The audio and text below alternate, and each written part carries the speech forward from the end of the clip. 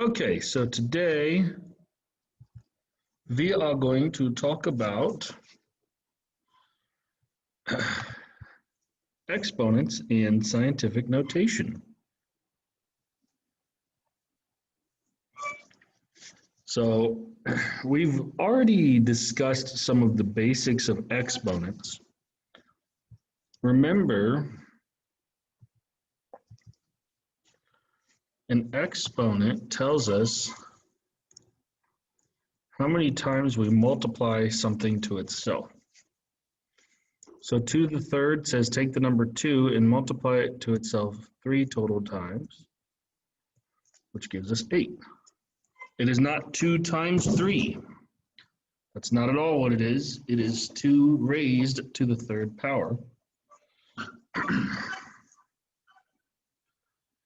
Some interesting implications can come out of that. If you raise a negative number to an even power, well, what that means is that you're going to end up with a positive number because the numbers will pair up and the negatives will cancel out. So that actually becomes positive 81. But if you raise a negative number to an odd power, there's going to be one odd negative value left out. So these two here will pair up and become positive, but there's a leftover. So the entire answer is going to be negative.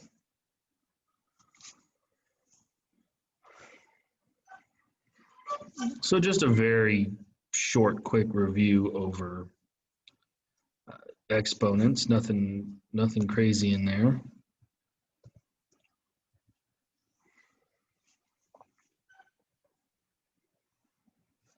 Now back to it, there's some exponent properties, there's some exponent rules that we are going to bring into bear. One of them is called the product rule. The product rule. It says if I'm raising something to 1 power and I multiply it to that same base to a different power, I can bring them into the same house and just add their powers. So for instance, 9 to the 6th times 9 to the 12th. They have the same base. Let's zoom in here. Zoomify. They have the same base of 9 in both cases. So I can bring them into the same house with a 9 and just add their exponents, so it becomes 9 to the 18th power. Now don't ask me what 9 to the 18th is. I can't tell you that off the top of my head. That's 9 being multiplied to itself 18 total times. And how much do you want to bet that's going to create a really massive number? And the answer is yes, it will create a very massive number.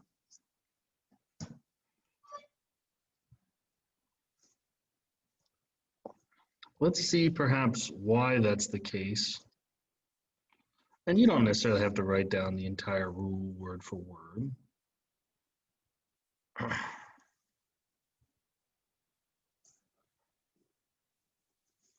Let's say you were taking 4 squared and you're multiplying it by 4 raised to the third power. Well, according to that rule, since they both have the same base, we would just add their powers and bring them into the same home, and we just get 4 to the 5th. And that is correct, but here's kind of a little, not 13, but one reason why. 4 squared is 4 times 4. 4 cubed is 4 times 4 times 4. And then I'm multiplying them all together. And so this thing gave me 2 4s, this thing gave me 3 4s, so in total, I have 5 4s. So they're 4 to the 5th either way.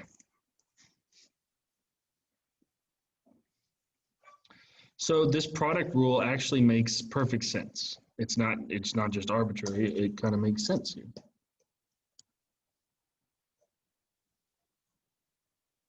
You can do it with variables as well.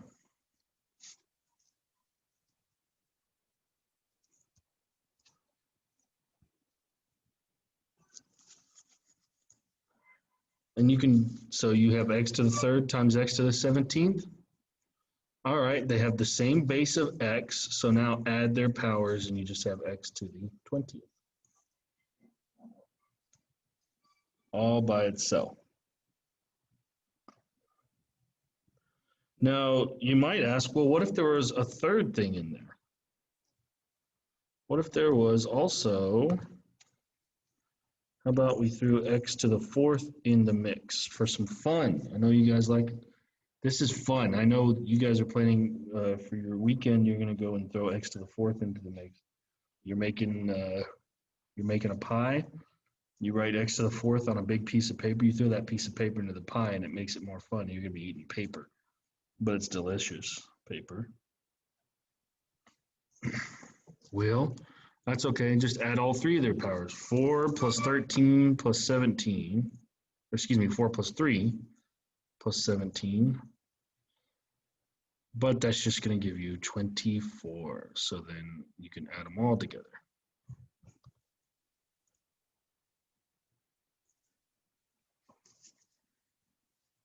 Now, I don't know what x is because it's a variable. It's an unknown value at the moment. It's supposed to stand for a numeric value, but it's unknown at the moment. However, or because, and thus I also don't know what x to the 24th power is. I have no idea. But it's a useful manipulation that we can take on.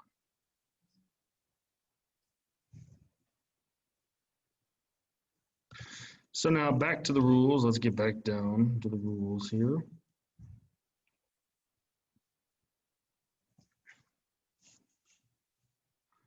Next up, you're going to have a power rule, and it looks wild. If you have some value that's already being raised to an exponent, b to the m power, and then you furthermore raise all that to another exponent. Here we don't add their exponents, we multiply them together. So here you have 3 to the 4th, then raised again to the 5th power. So you'd multiply their exponents. 4 times 5 is 20. So you end up with 3 to the 20th. Now 3 to the 20th may be a number that is just really large. In fact, it's going to be pretty huge number. So we're not actually going to write out what 3 to the 20th is in many cases. You have 5 to the 3rd already, and then you're raising it to the 8th power. You could say you're doing 5 to the 3 times 8 power. You multiply the 3 and the 8. So it ultimately becomes 5 to the 24th power, which will be a very, very massive number, a huge number.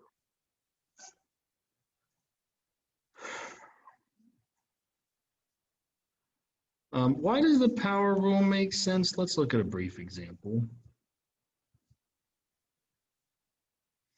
Why does the power rule make sense? Well,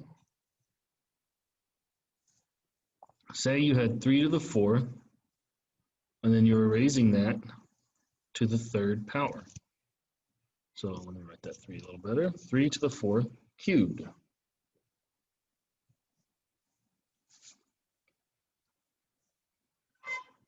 According to the power rule, that would be 3, and then I do 4 times 3 in the exponent,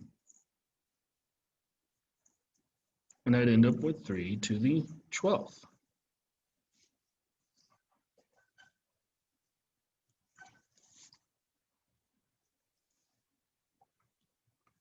All right, but that's great and all. If I want to see why that kind of makes sense,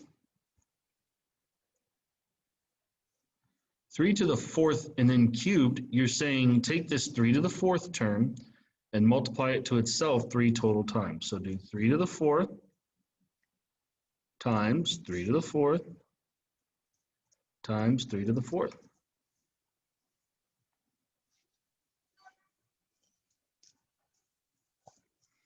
And now with the way it's written here, now that suggests they all have the same base of 3, and now they're all being multiplied to each other like that. That says do 4 plus 4 plus 4 in the exponent.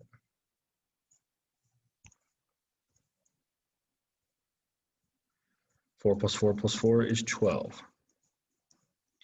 So it makes sense because you're just adding 4 to itself 3 total times, which is the same as saying 4 times 3.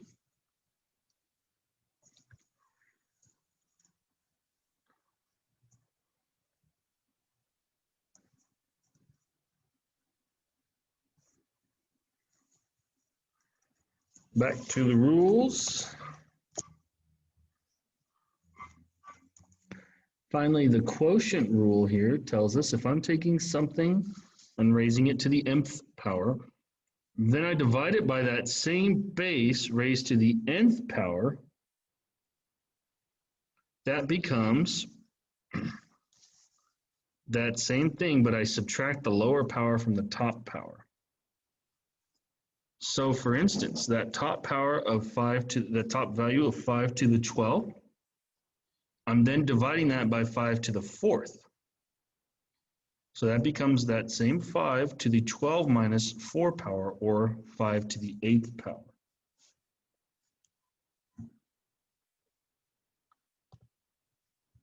Again, let's see why that makes some sense here, why that's not just plucked out of nowhere.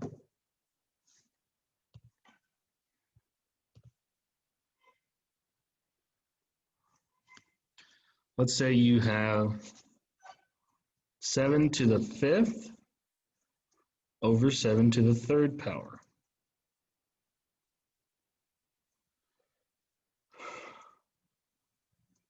Now, according to our product rule, that says we're going to have 7 raised to the 5 minus 3 power, which is just going to be 7 squared. And now 7 squared is not so bad. 7 squared is 7 times 7, which is 49.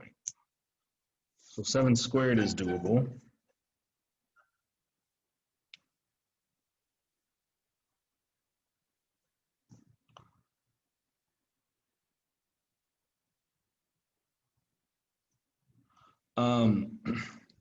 What we can also do, we can see why that makes sense. Let's look at this from another perspective. 7 to the 5th on top there is just saying multiply 7 to itself 5 total times. 7 to the 3rd on bottom is saying multiply 7 to itself 3 total times.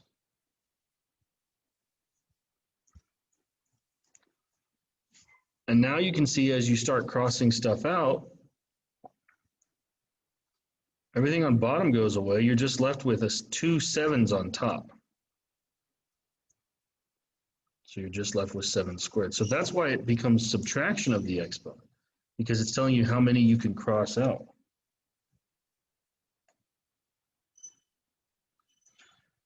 So that's kind of, this isn't a formal proof of anything, but that's just kind of how it works. Makes a little sense. It's good.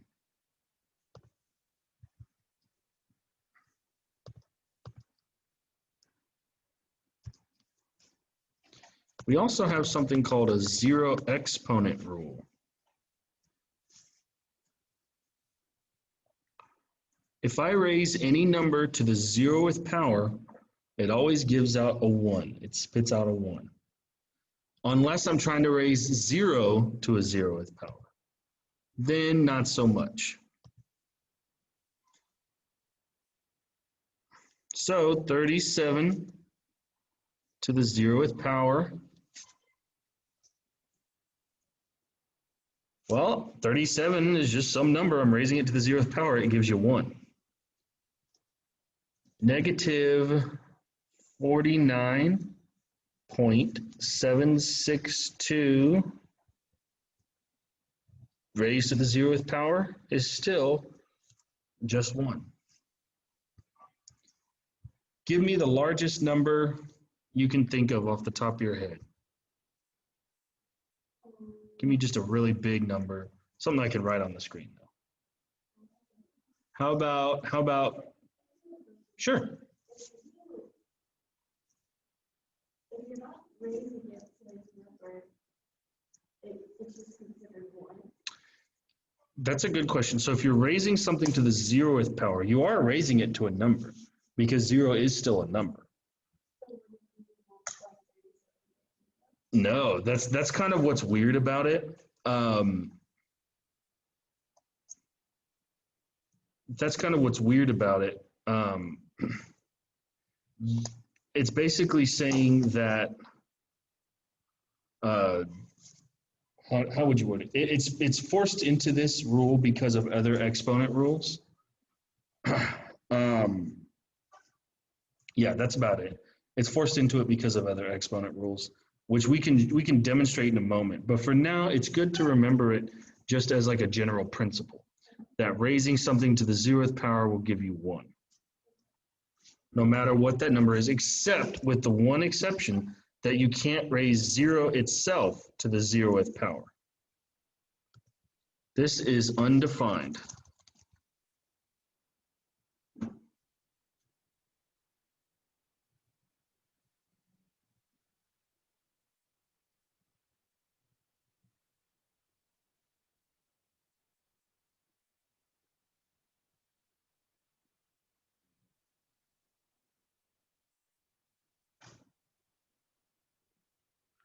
So that's the only thing that's undefined. But any other number you want, raise it to the 0th power, it's going to come out to 1. It's kind of weird why that is. But for now, I think it's a rule that's kind of best to just let it be.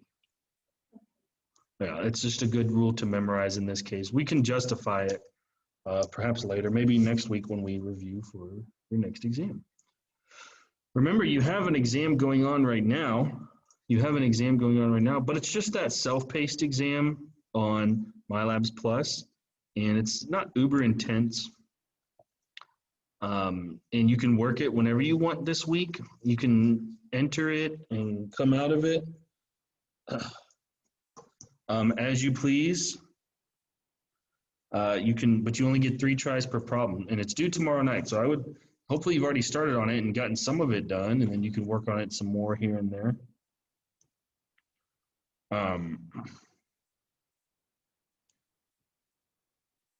So yeah.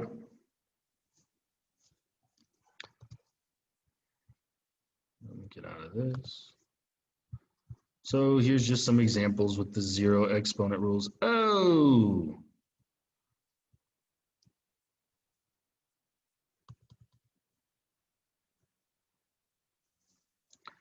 If you raise 7 to the 0th power, you get 1. You raise pi to the 0th power, you get 1.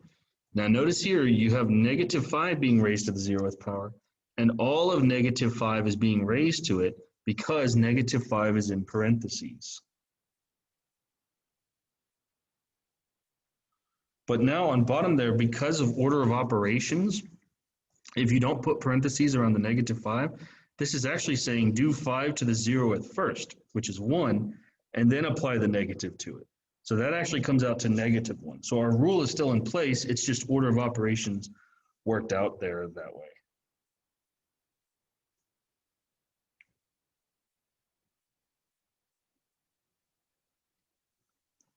So, yeah, pretty straightforward. Now the negative exponent rule, this one is pretty interesting. You might be asking, Josh, what is a negative exponent? How do I interpret that? How can you raise something to the negative 3rd power? You do it by basically turning it into a fraction. So it says if I had b to the negative m power, as long as b is not 0, because then you'd be dividing by 0, I turn it into division. I turn it into 1 over b to the mth power.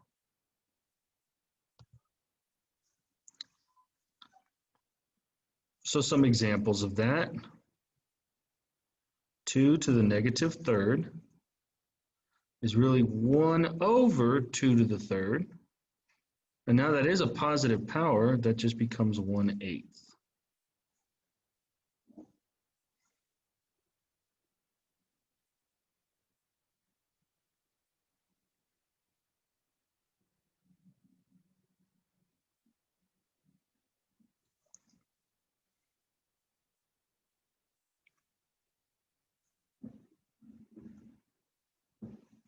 So there you go.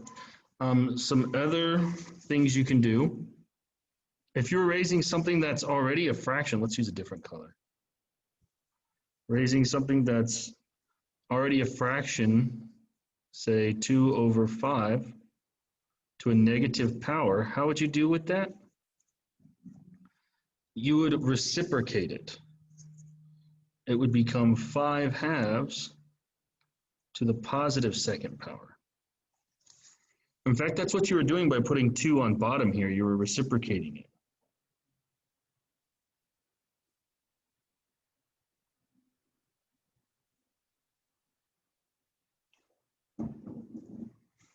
And then you could just say that's 5 halves squared, so it's just 5 halves times itself.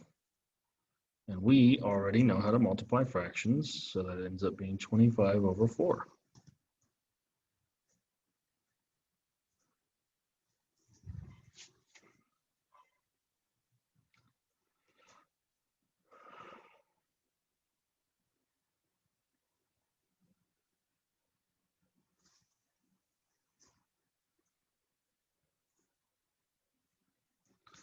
So very good.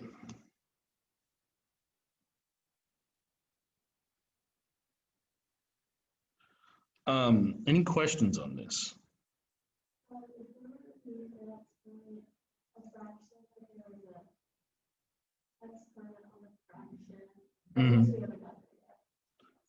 Right. Yeah, I kind of see where you're going with that. Well, give me an example of what you want, and I will work it with you.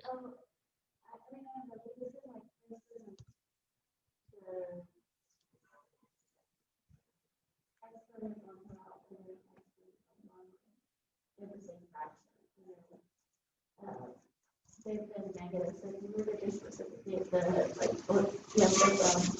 would that turn all of them positive? So maybe if you had something like this. Yes. But maybe the two. Down there as well. Maybe. What happens is anytime you have a negative exponent, it flips, it changes over to the other side. So up here, 2 to the negative third was in the numerator of a fraction. So it's going to go down to the denominator and become 2 to the positive third. 5 to the negative second was in the denominator initially. Yeah, and now you can actually do that. Well, if we took that negative away, then the 5 squared would just stay on bottom. And you'd have to leave a 1 here, but you'd have 5 squared left over on bottom. And it would be multiplied to the 2 cubed that's now been put on bottom. So it'd be 1 over 8 times 25, which becomes 1 over 200. Yeah, so it's all good from that perspective. Good questions, good questions. Always love a good question. So there's a couple implications of this. 8 to the negative second. You could pretend that any number is automatically over 1. So the 8 to the negative second defects to the bottom, and then anytime you can't just leave a 0 there. If there's nothing left there, there's actually secretly a 1 left over there. So 8 to the negative second becomes 1 over 8 squared. 8 squared is Nintendo 64, so it becomes 1 over 64. 5 to the negative third becomes 1 over 5 to the third. This is how we get rid of that negative exponent, which ultimately becomes 1 over 125. And then 7 to the negative first becomes 1 over 7 to the first, which is just 1/7.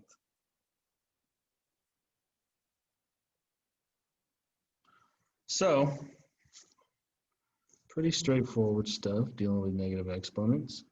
Negative exponents ultimately cause reciprocation. Now let's talk about something that's important called scientific notation.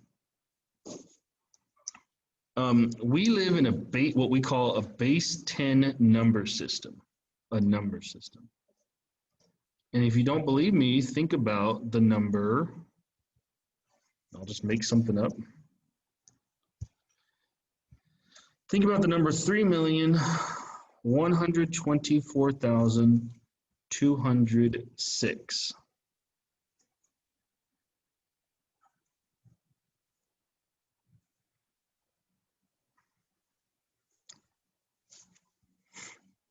You might remember this is called the ones column.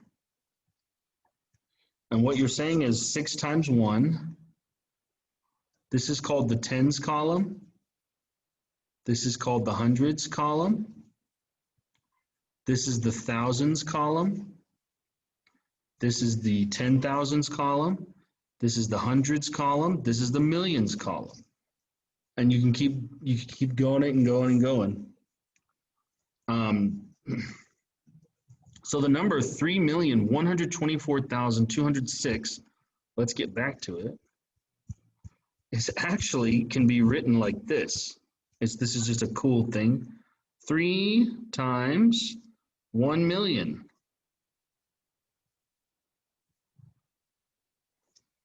Plus 1 times 100,000.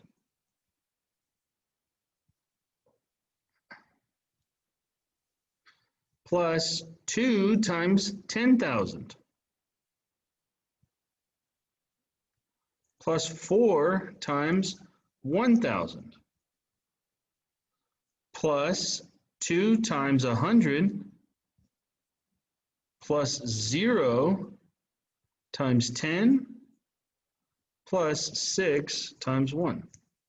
That's all the number is. It's 6 ones plus 0 tens plus 2 of 100 plus 4 thousands plus 2 10,000s plus 100,000s plus 3 millions. This is another way of writing that number. It comes out perfectly. So what's going on with our numbering system is it's in base 10. That's what we call it, because each of the columns represents a power of 10. This is 10 to the 0th, 10 to the first power, 10 to the second power, 10 to the third power, and so on. So we live in a base 10 world.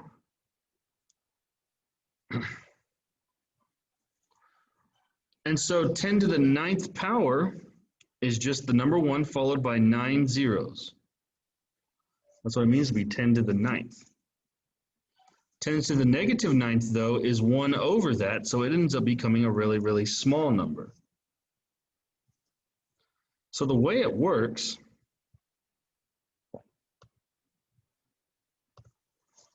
is if you have 10 to the 3rd,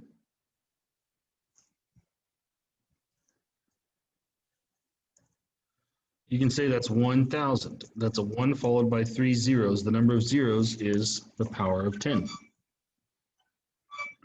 If you have 10 to the negative 3rd, though, well, using our negative exponent rules, that becomes 1 over 10 to the 3rd, which is 1 over 1,000,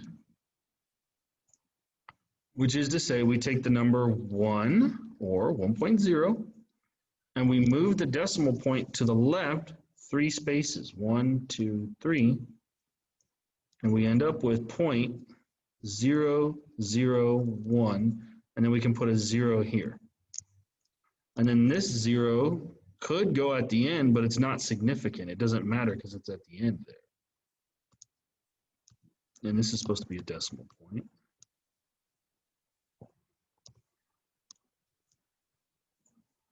So I get 0.001.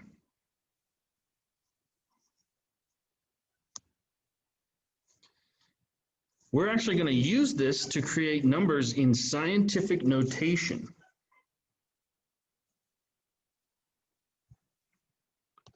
So scientific notation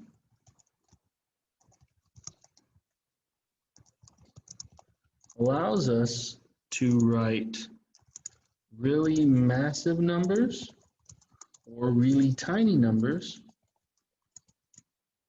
in an abbreviated way.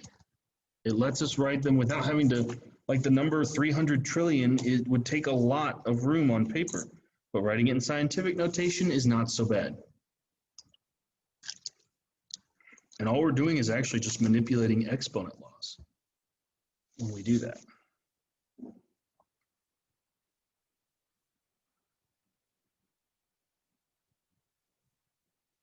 So a few examples, the way we're going to deal with it. They say that you can write it as every number as b times 10 to the n.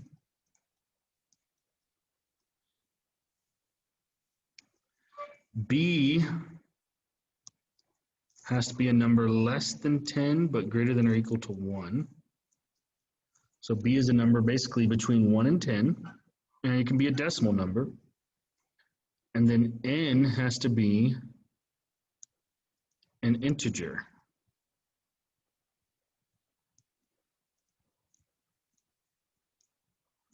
And remember, integers can be positive, negative, or 0, but they got to be like whole numbers. But the positive, negative versions of them are 0.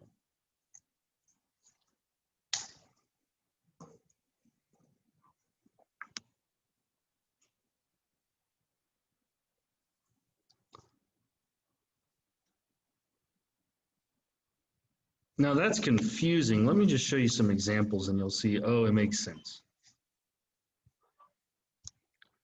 Let's use orange because it's October, or today's the first day of October, which gets me super excited. Let's say you had the number 3.73 times 10 to the 4th power.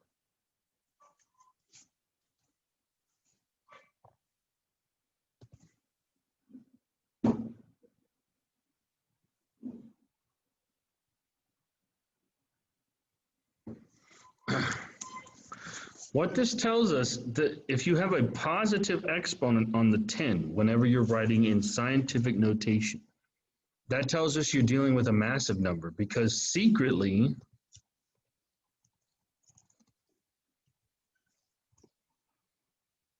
if you think about it, 10 to the 4th, 100,000, 10,000 is 373 really times 10,000. Which means you're going to become larger. And so you're going to move the decimal 1, 2, 3, 4 places to the right. So larger numbers are expressed in scientific notation with positive exponents on the 10. So what I'm going to do is I'm going to take the number 3.73. I'm going to move the decimal point to the right because that's how I get massive spaces. I'm going to write it 4 spaces, so it becomes, and I fill in zeros on any spaces.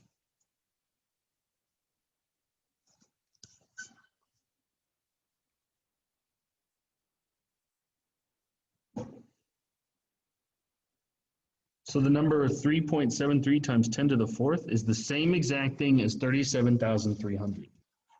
This is exactly the same as this. It's also not magical notation. I'm literally saying do 3.73 times 10 to the 4th. I'm literally saying take 10 to the 4th and multiply it to this. So that's how I can deal with certain kind of trick questions that you might see get thrown your way. So you have positive exponents on the 10, you're going to have very large numbers you're dealing with. What if you have a negative exponent on the 10? Well, let's see.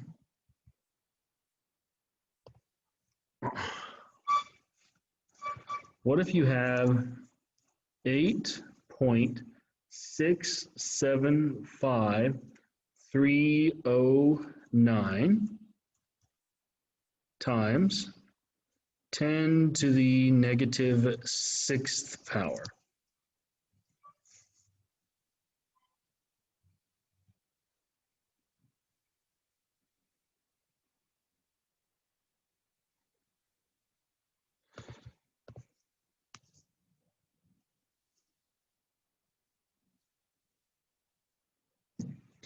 Now what's happening here? 10 to the negative sixth power, remember, is going to be a really small number. 10 to the negative sixth is really 1 over 10 to the sixth, which is really 1,000,000.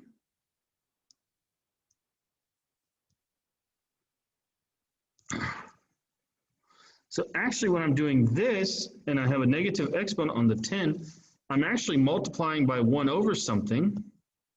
So it's 1 over that, which means I'm actually dividing by 1,000,000 in this case, and the number's going to get small. I'm going to be moving the decimal point to the left.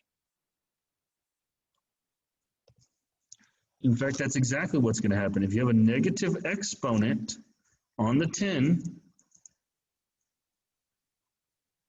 you're going to move the decimal point to the left that many units. So I'm going to move it to the left 6 units. 1, 2, 3, 4, 5, 6. And I'm going to fill in zeros. I'm going to have 1, 2, 3, 4, 5 zeros before I even hit the 8. And then I'm going to have 8, 6, 7, 5, 3, 0, 9. So that's a really tiny number. Let me fix that 6 a little bit.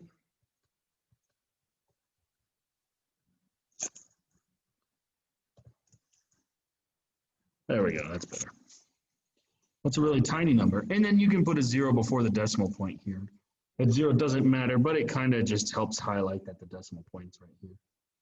So the number 8.675309 times 10 to the negative 6 is really tiny. That's small. That's a small number.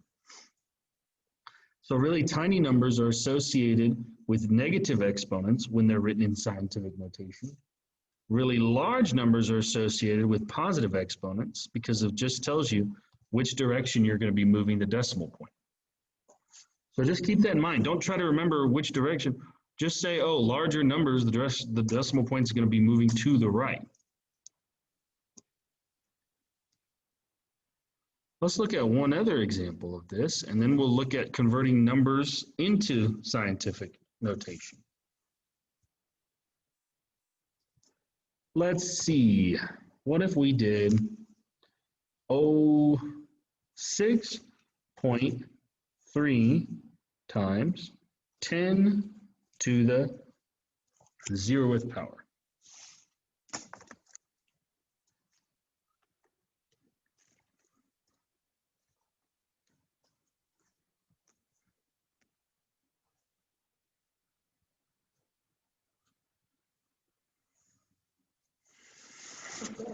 Yeah, you're exactly right.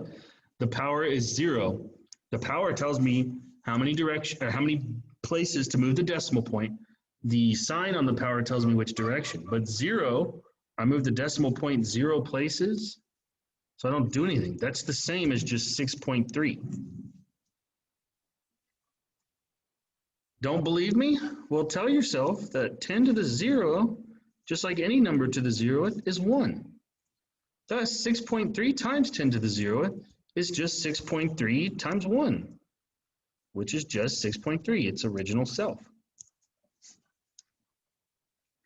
So that might be a little trick question they try to do to trip you up, but the number 6.3 written in scientific notation is technically 6.3 times 10 to the 0th.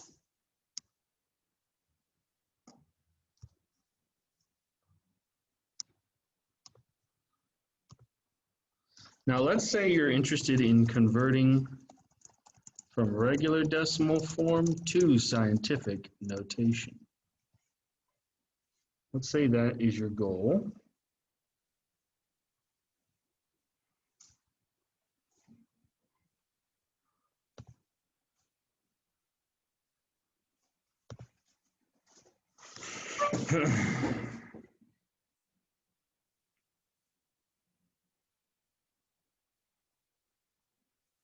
So for example, if you had the number, let's pick a really large number. Let's pick up the amount of money that's currently in my bank account. Y'all ready?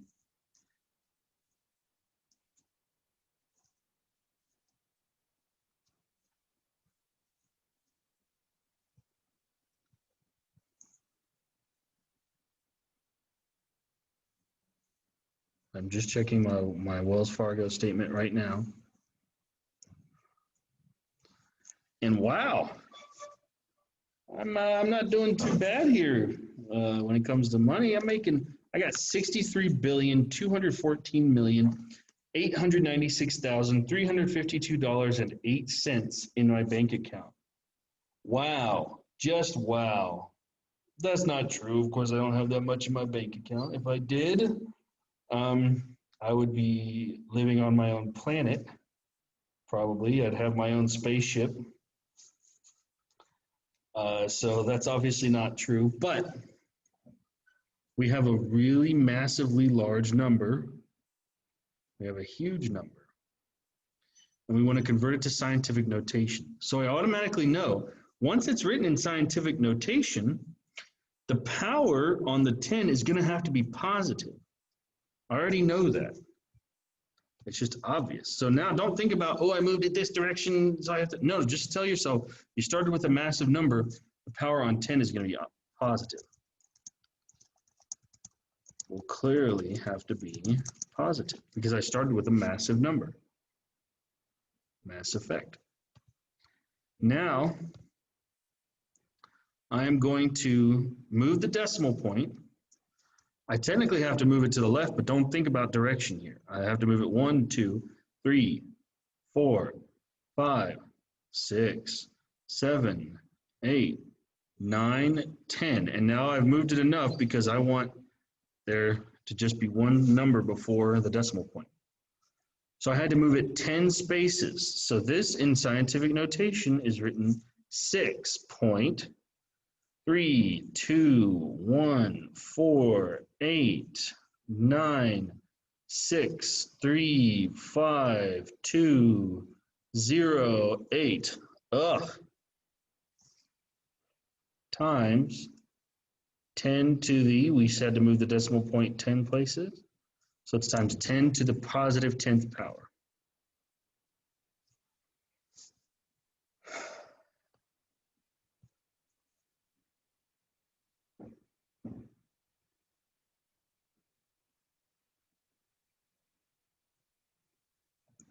And that's about all there is to that one.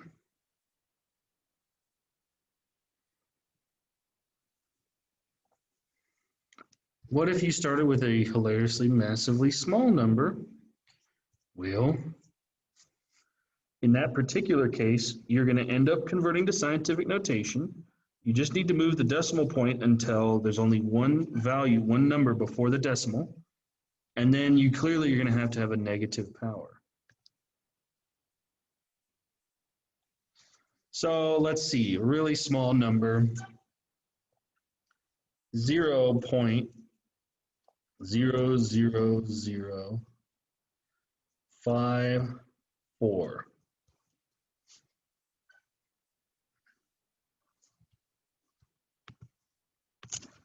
Now the power on the 10 will clearly be negative because I'm dealing with something that's much smaller than 1, a really tiny number.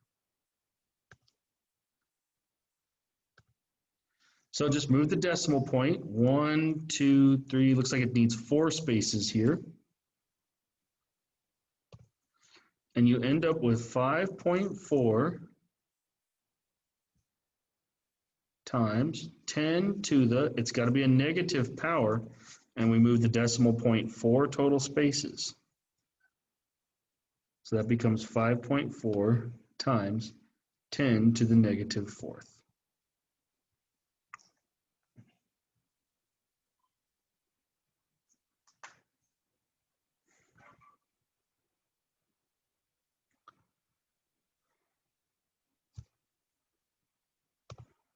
Cool.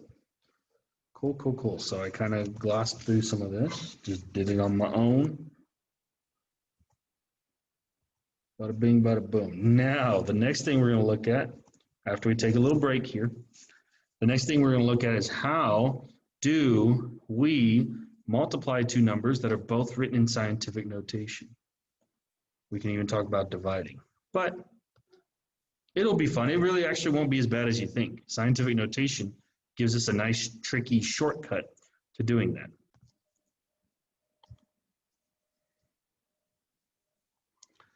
So we were talking about converting between scientific notation and regular decimal notation. So if you never knew that before, just numbers as you regularly see them is called decimal notation. Let's talk about what we can do multiplying and dividing numbers in scientific notation.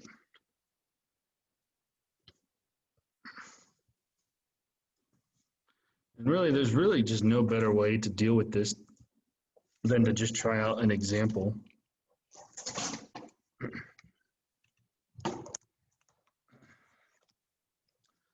Try out an example.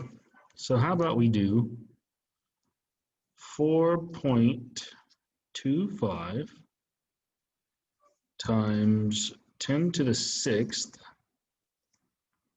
There we go. Times the number, let me think of something good. 9.3 times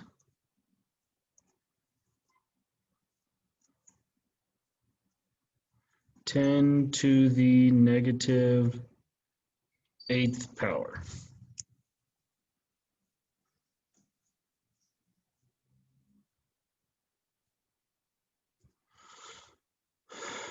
Well, what we're going to do, this is actually just a whole bunch of nonsense, not nonsense, whole bunch of things being multiplied together. 4.25 times 10 to the 6th times 9.3 times 10 to the 8th. It's almost like I'm just multiplying 4 things all at once. This thing, this thing, this thing, and this thing all together at once. So the way I'm going to handle that, I'm going to rearrange this stuff so that the 4.25 and the 9.3 are right next to each other. I'm going to multiply 4.3 times 4.25 times 9.3. Then I'm going to put the 10 to the 6th with the 10 to the negative 8th.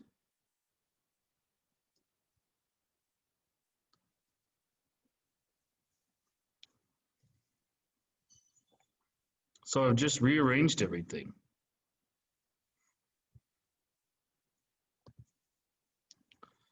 Now I'm going to deal with this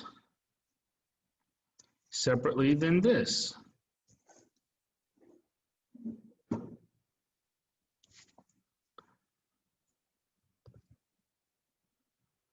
So first I'm going to multiply 4.25 times 9.3. I'm going to do that here. All right, we know how to multiply decimal numbers.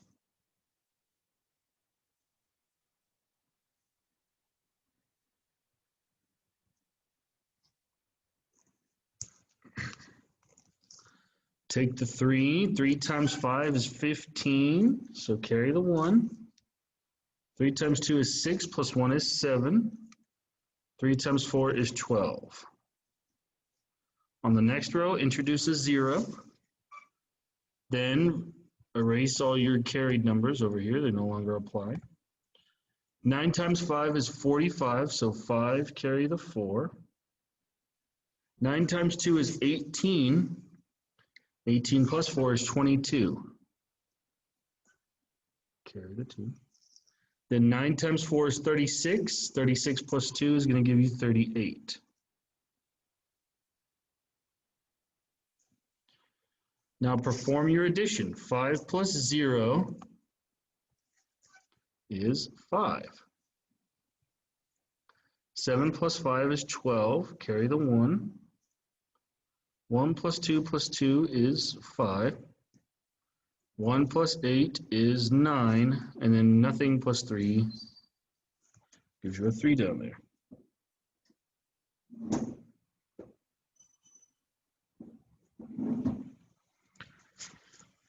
Then you had 1, 2, 3 original decimal points all the way at the get-go, so that becomes a number at the end with 3 decimal points. So this becomes 39.525.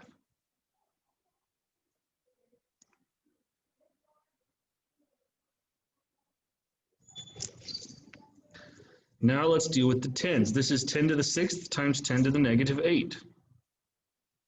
So I can bring them into the same house using one of those exponent rules.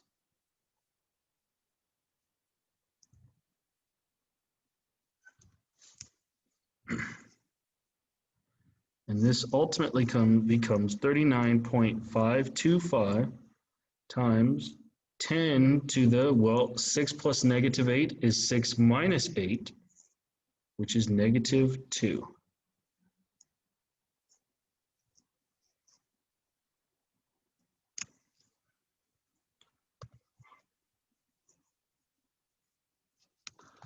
But wait, this is not in true scientific notation. We couldn't help it. We didn't do anything wrong. It's just 39.52. We only want one number before the decimal point. So technically, we got to move the decimal point over 1, but that's going to add 1 to the power. Don't believe me? All right, that's okay.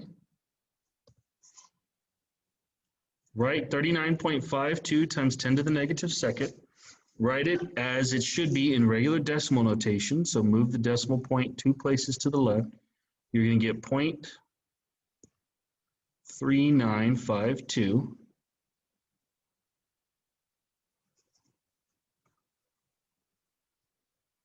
Because this here is not scientific notation, not truly, because of where the decimal point is. Now convert this into scientific notation properly. 3.952. We had to move the decimal point once, so it's times 10 to the, it's going to involve the first power, and then since it started off as a small number, it's going to be a negative 1 power.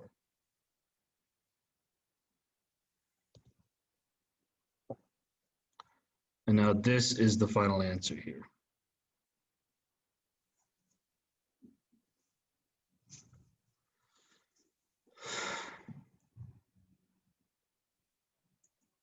Not bad, not bad. So 3.952 times 10 to the negative first.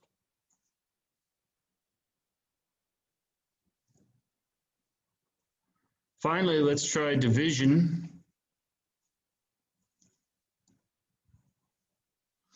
Let's say we were doing, let me engineer one that's going to be kind of interesting. I think we would all like that. Maybe, maybe not.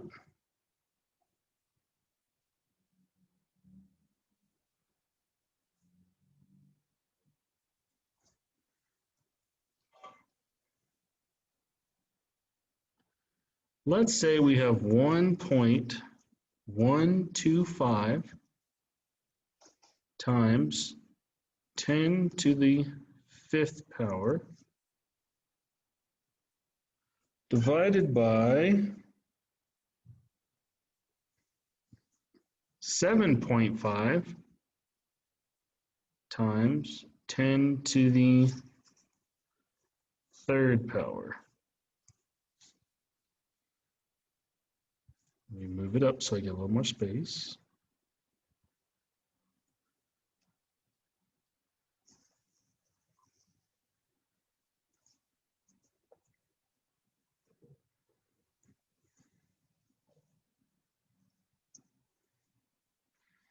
Well, here's what I'm going to do. I'm going to play around with some of my rules.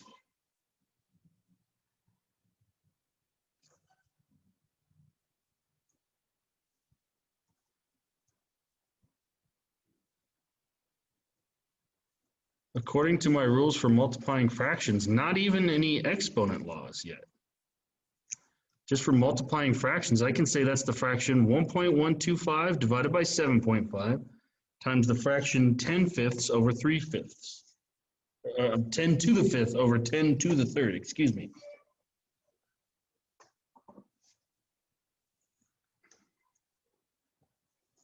The reason I did that was because now I can deal with these using an exponent law, and I can do these just using regular decimal division. And so I've broken it up into logical pieces. So let's deal with this part first. We're doing 1.125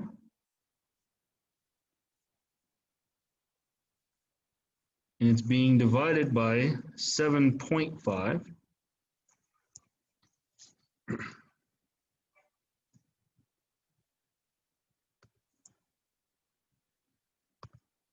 Now, when we divide by decimal numbers, we take the divisor and move the decimal point as many times to the right until it's no longer a decimal.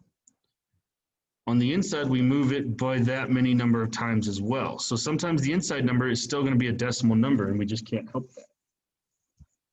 So this becomes 75 being divided into 1, or 11.25.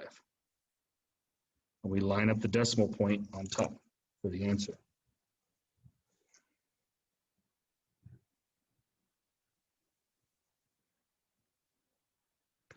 And whatever we get for this one is going to be the same that we'd have gotten for the original thing.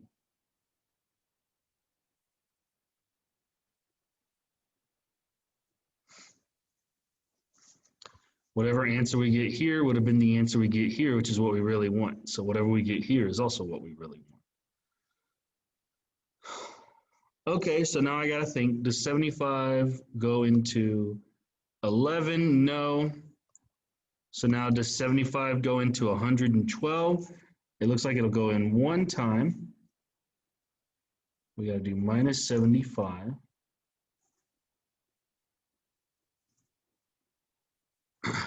And now this might get a little bit, nasty, but that's okay. That's kind of the currency that we deal with sometimes. Let me double check, make sure I'm not making a mistake. No, that's right. Okay, so we're going to do the subtraction. We're going to have to borrow from here, make that 11.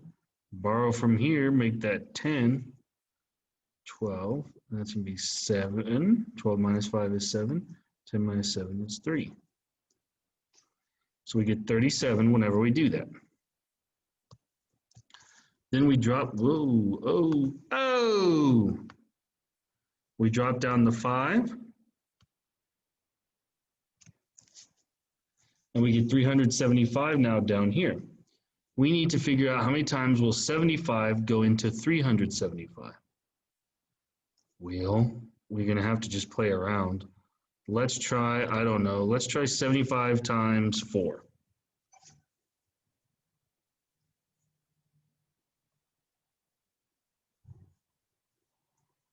Zero, carry the 2. 4 times 7 is 28 plus 2. You get 300. I bet we can go one larger than that. I bet we can do 75 times 5. And it'll actually work out perfect. Hey, that's perfect.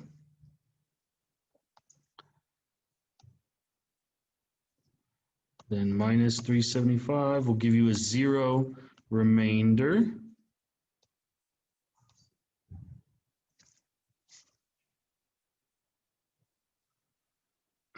And we end up with 0.15. 0.15. So let me move all this dividing business.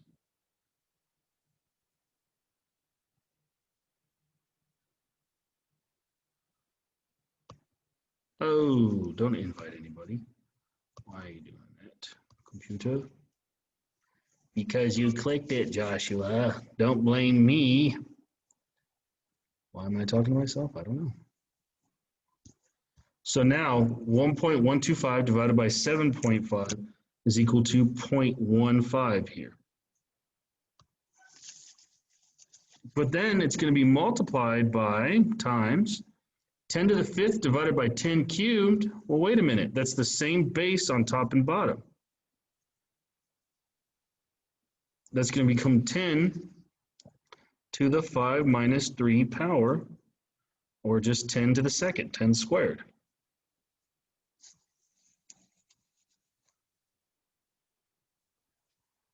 So I end up with 0.15 times 10 to the second power.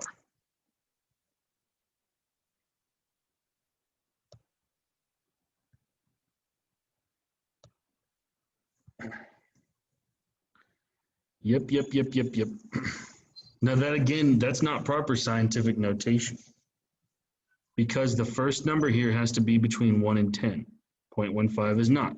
So let's convert this into decimal notation.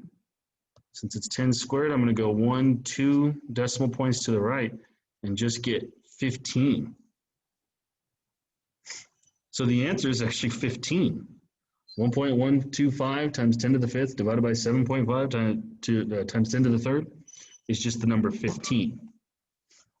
But then if I wanted to convert it into scientific notation, that would be 1.5 times 10. I have to move the decimal point once. And since I started with something larger, 15, it's going to be a positive exponent on the 10. Does that make sense?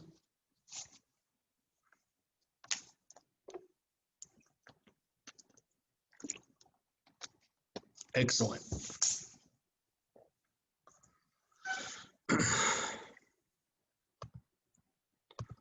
So let's pause for a moment. Let me get my next set of notes working. Get them up. That covers it for scientific notation.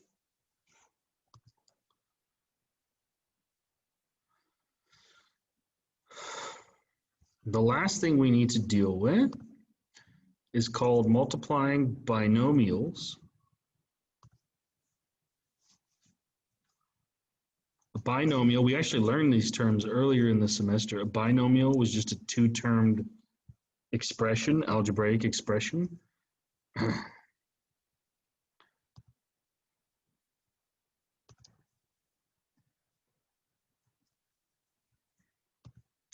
So blah, blah, blah.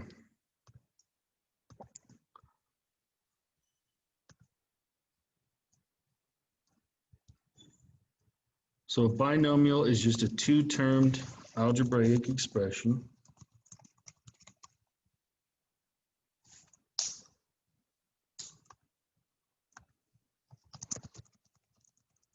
Is a two-termed algebraic expression.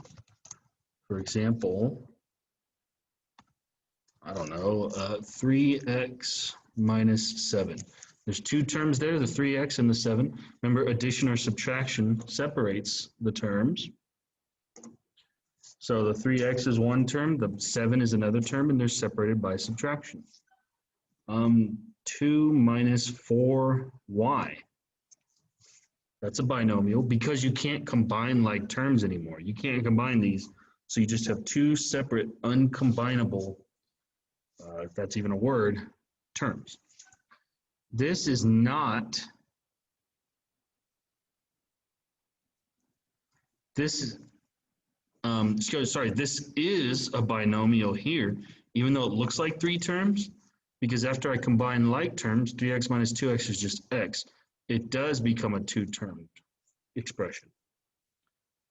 So binomial, but you know, that's usually just a gotcha moment. You're not going to see that a whole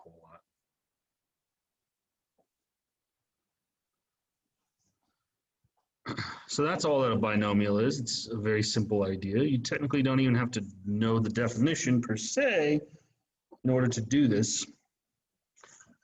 How many of you want to hear a lame joke? How many of you are ready for a lame joke? Lame joke. Tell me in the chat box if you would like to hear a lame joke. Lame joke. Sure, we got some sures. And now remember, a lame joke is a joke that I have to apologize in advance for because I can't promise you it'll be any good. So, yeah, it's probably not going to be a good joke. It's just a joke. So here we go. Let's say you were asked out to dinner by someone else. Now, I don't know if you're going to dinner right now because of the COVID, but you're asked out to dinner by someone else, a guy or girl, whatever. Usually, if you're asked out to dinner and you agree and you go out to dinner with them, usually it's polite for the person who asked you out to pay for the meal, right? To pay for the dinner. So if in that situation you go out with someone like that, you ain't got to buy no meal. You ain't got to buy no meal. Someone else is buying for you. It's popular. It's the usual. Hey, we got a laugh out there. It's not bad. It's not bad. It's one of my most okay jokes. I invented it. There's also trinomials in mathematics. They're just three terms. that can't be reduced or combined anymore. Something like that. 3x plus 4y minus 7. 2x squared plus 1x, or no, just 1 plus 3x, something like that. Because they can't be combined anymore, so you have 3 separate terms. Those are called trinomials, tri for 3. So if you're really sick, hopefully you don't have the COVID, but if you had the flu or something, you're not very hungry. So you don't want to trinomial. You don't want to trinomials. You just want to waste away. That one was actually good. Thank you, Esmeralda. Implying my jokes aren't normally very good, but that's okay. I'm just playing. My jokes are always good. We always know that. Yes, binomial. Of course, I like to believe that I'm a stand-up comic in some parts, but there's only so much. I can't bring every kind of joke into this sphere here, into this, because I have to keep it kind of G-rated. So if you let me loose, I'd still only be slightly funny in small doses, like I am now. So there you go. Unleash the beast. Okay. So multiplying binomials. That could look something like this. I want to take 3x minus 4 and multiply it to another binomial, maybe, I don't know, 2x plus 1. This is one binomial. This is the second binomial. I'm putting parentheses around them because when you're multiplying binomials, you're inherently saying I'm multiplying this entire thing by this entire thing.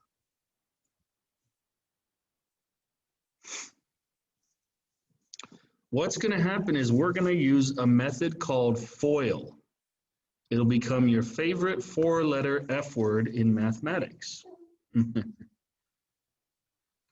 FOIL.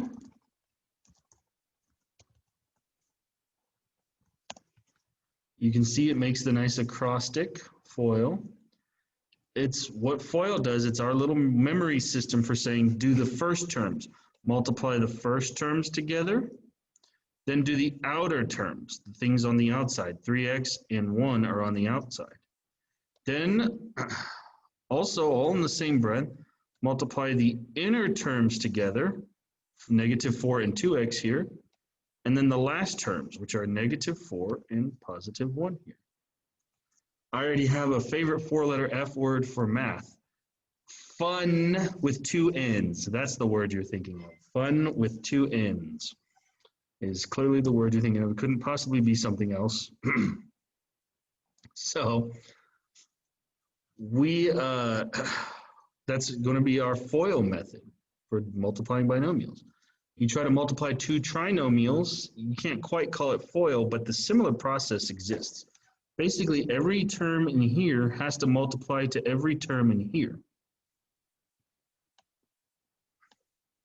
So doing the first terms, first we do 3x times 2x. And we will talk about how we multiply that in just a minute.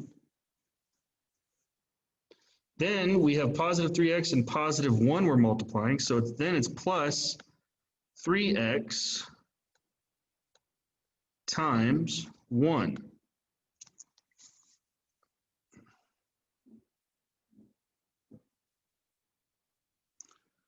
Then we're going to do the inner terms, negative 4 times 2x. So it's going to be negative. And then you can say, so it's literally minus. We're subtracting. Negative 4 times 2x. And then negative 4 times 1, so we're subtracting again, minus 4 times 1. This is actually just an application of the general distributive property.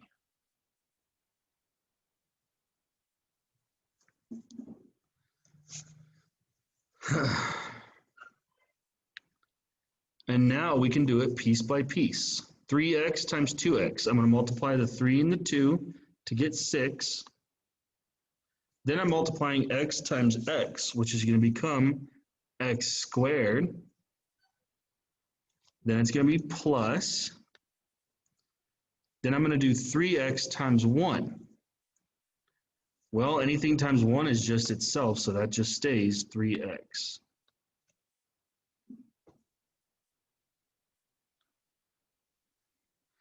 Then I have minus 4 times 2x. So I'm going to do the 4 times 2, which is 8. And all I have left is an x there. Then finally minus 4 times 1, which is just 4.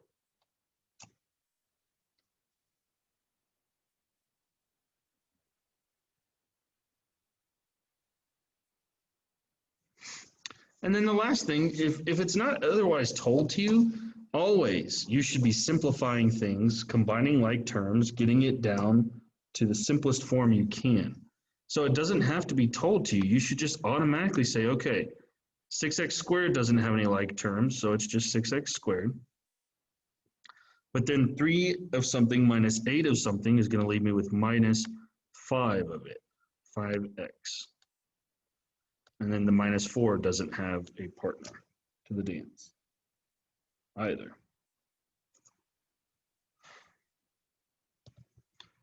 And so this will be our final answer.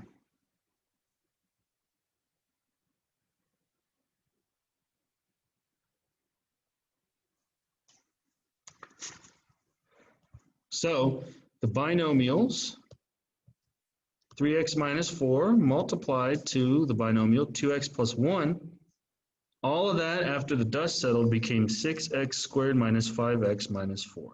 So this is called just multiplying out or distributing. That's what we did. We distributed it and simplified.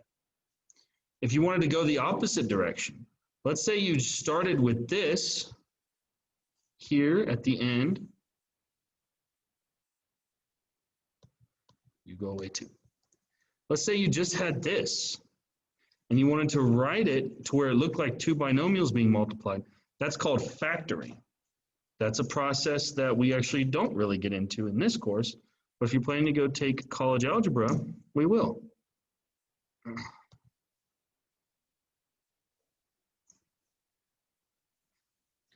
Okay, so we've multiplied out that binomial. And so just remember FOIL. FOIL, first, outer, inner, last.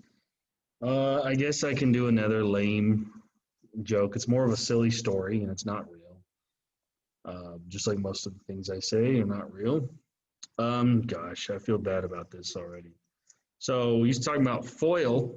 He's talking about FOIL. It's so popular in math, people actually put on a FOIL con, a FOIL convention. And what people do is they dress up as all their favorite, superheroes and other stuff from comic books and movies. They go to these conventions, but they dress up in foil. They make like a Superman costume out of foil. They make their Batman costume out of foil. Whatever. So we go to FoilCon every year. I'm a big part of FoilCon, and unfortunately, last year we held it in Miami, Florida, where it's always sunny, and it was an outside convention. So you get there and just imagine everyone's wearing tinfoil, and you're instantly just thrown back. The sun's everywhere; it's getting in your eyes. So yeah, that's about as good as I got right now. Sorry about that joke. Sorry about that. So the long story short is, don't go to FoilCon. FoilCon 2019 was a big failure. We all just left. Where a lot of people just took off their costumes and put on regular clothes. So anyways, is that crickets I hear chirping? Crickets chirping? Nobody liked my joke? Well, you know what? I deal with adversity every day when it comes to my style of humor, but I will persevere. No, or I'll just give up. I'll probably just give up, whatever. Okay, so moving right along there, folks. Let's do another example. Foiling. Let's do two more examples, actually. Let's say you had something like this. 2x minus 5. Ooh, and we're squaring it. 2x minus 5 squared. Ooh, 2x minus 5. Wait a minute. So I'm going to do it the wrong way.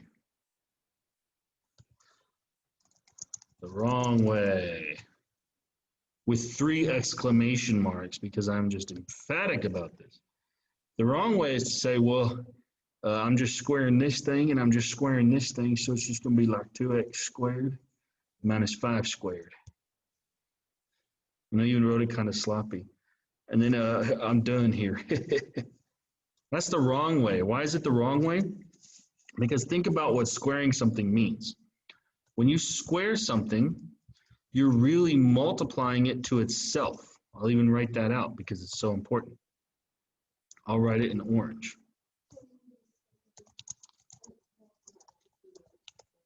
Exactly. When you square something, you're just multiplying something to itself. It doesn't matter if it's a number being squared, you're multiplying it to itself. Or even an entire algebraic expression, a binomial, being multiplied to itself. It doesn't matter. Train yourself to realize that squaring something means multiplying it to itself. So it's going to look like this.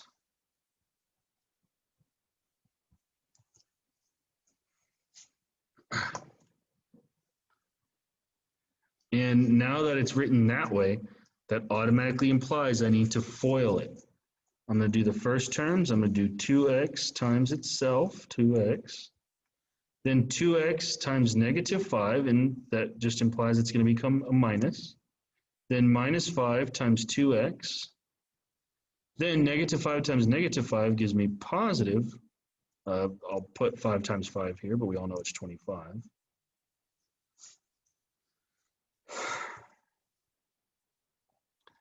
And now we simplify this. 2x times 2x multiplies the 2's to get 4. X times x is x squared. Very good. Then minus 2x times 5, multiply the 2 and the 5, so it becomes minus 10x. Then minus 5 times 2x becomes, again, minus 10x. This is not a coincidence. These are going to be repeated here when you're squaring something. And then plus 5 times 5 is 25. When I was coming up, when I was in elementary school, in my math class, I think it was 3rd grade, we would listen to these songs. They're country songs that someone made to help you remember the multiplication table. And I always remember, this is seared into my brain. It was like a real twangy country song. And it was like 5 times 1 is 5. 5 times 2 is 10. Those are classics. Those are treasured memories. But I always remember it would have like a crescendo, musically speaking. It would go, 5 times 5 is 25. And I remember that. Music is great. Music, it gets into your brain. It's seared into your memory. We're not quite done with this, but I just wanted to share with you my experience with country music as a child. That's why I don't really care much for country music today. Not big on country music today. I don't hate on people who like it. It's fun. And you go out to like a honky tonk or a bar that's playing country music. It's real fun to dance to. Let's just call it like it is. It really is. But it's just not something I usually listen to in my private life, in my personal life. Now we're just going to combine like terms here in the middle. That's going to become minus 20x and then plus 25. So foiling things out, multiplying things out is fun, but the more interesting thing is to actually start with something like this and have to work your way backwards and factor it and write it as a product of things. And that obviously is a little bit more difficult. It's more challenging. You don't have like a guaranteed blueprint, or the blueprint's a little larger, I should say, for doing something like that. Let's do one more, and let's involve multiple variables.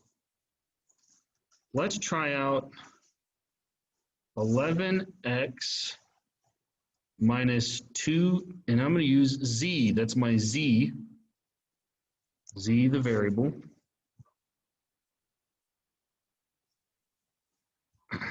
And then let's try out 9x plus 5z.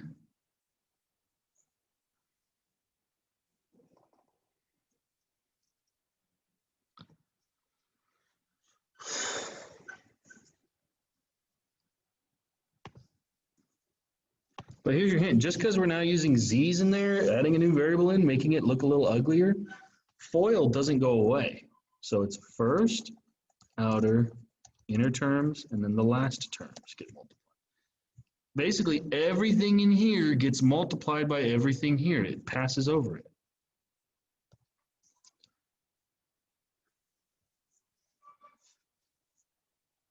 So this is going to become, I do 11x times 9x.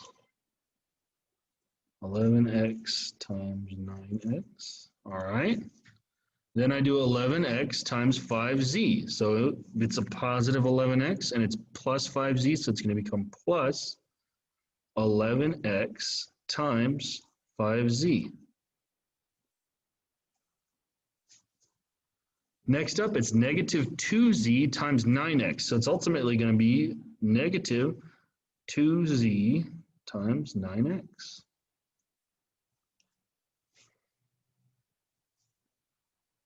Finally, it's going to be negative 2z times positive 5z. A negative and a positive make a minus 2z, or not 2z, times 5z.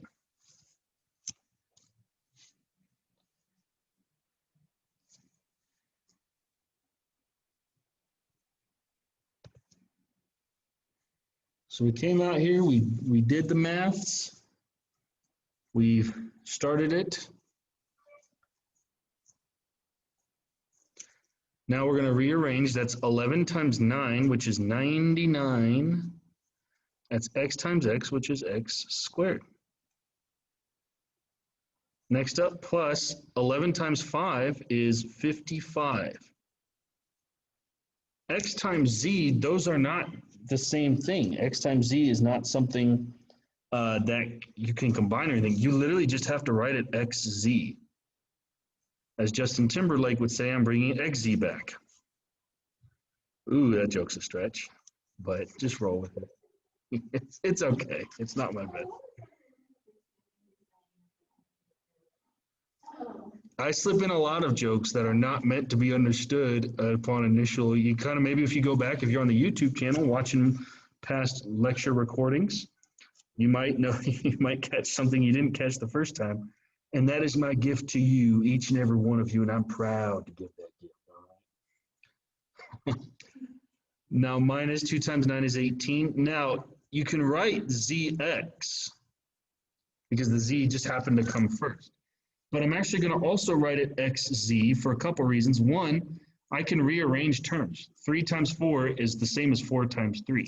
It doesn't matter which order I multiply it in. But two, by doing that, by writing the z after the x, now we can see it's a like term with that other xz inside there, right next to it.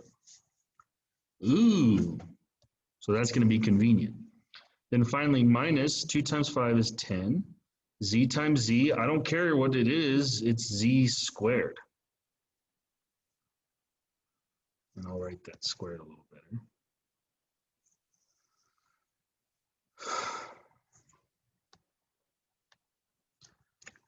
Now I can combine like terms. I can see these two in the middle here are like terms. They're in the middle with Malcolm because they have the same exact variable setup. It doesn't matter that the coefficients, the numbers in front are different, that's fine. Even if they were the same, it's fine. It's the fact that it's x times z in both cases. It's not x squared z here and just xz here. No, it's x, z, xz. They're the same thing. So the 99x squared doesn't have anything, so it's just replicated. We just rewrite it.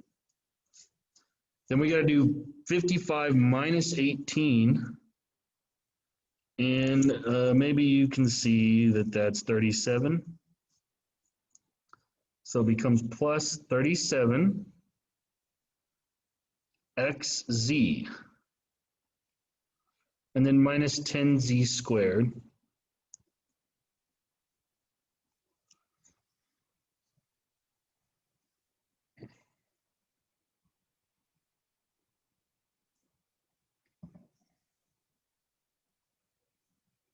And there you have it. And that's the final answer. That's as good as it gets. Starring Jack Nicholson right there. Oh, whoops, that doesn't work.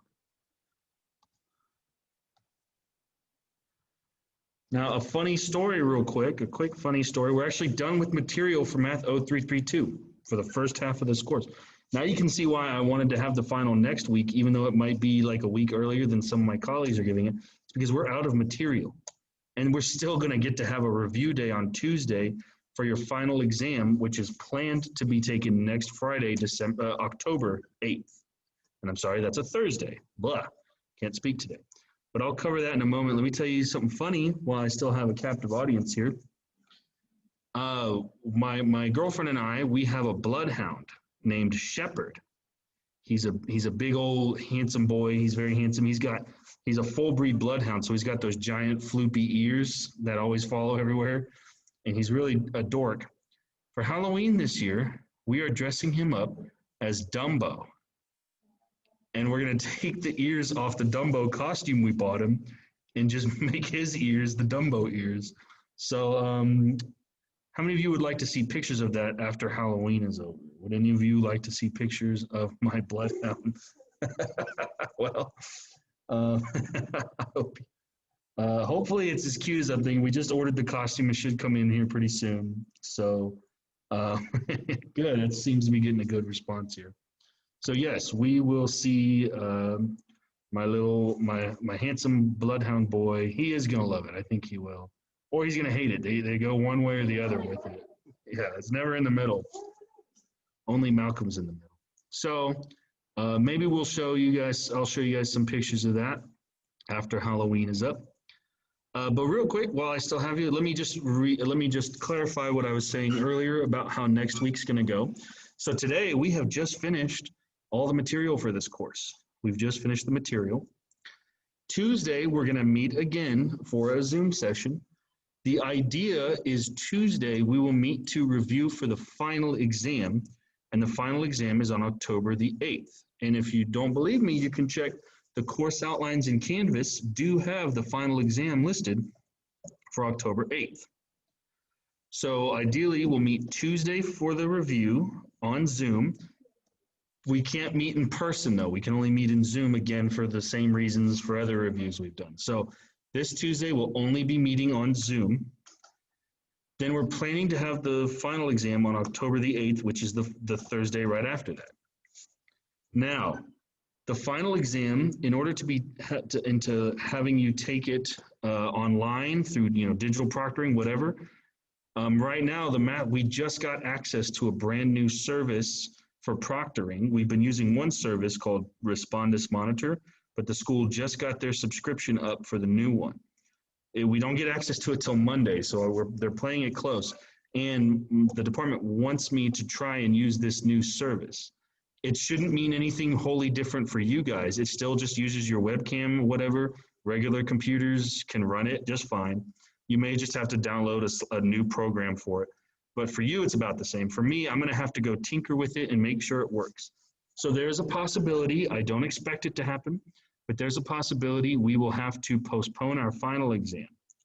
But either way, let's meet on Tuesday. By Tuesday, I should have a clearer picture, and I'll let you know for sure. And then on Thursday, we will have our final exam.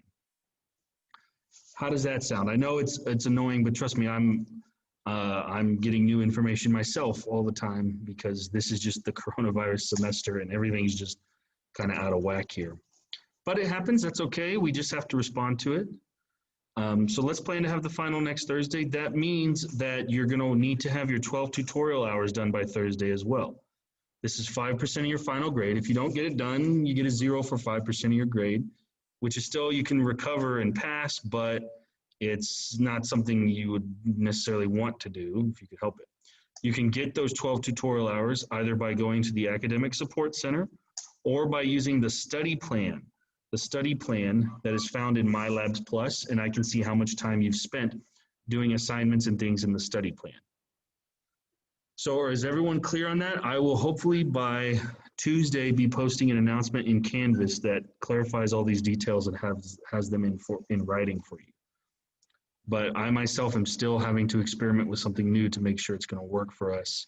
And this is just me being honest with you. A lot of professors would just say, yeah, we might have the final, we might not have it October 8th. Get over it, in their mob guy voice. But I'm just telling you how it is. So, all right, that's all I got for you today. We'll see you Tuesday on Zoom no matter what. We'll still meet Tuesday on Zoom. We won't meet in person, but on Zoom, we will definitely meet Tuesday and you'll have more information from me then. Y'all have a great day. Have a great weekend. You got some homework due tonight. You got some to do over the weekend for the final. So have a good one. I already took attendance, so y'all are good.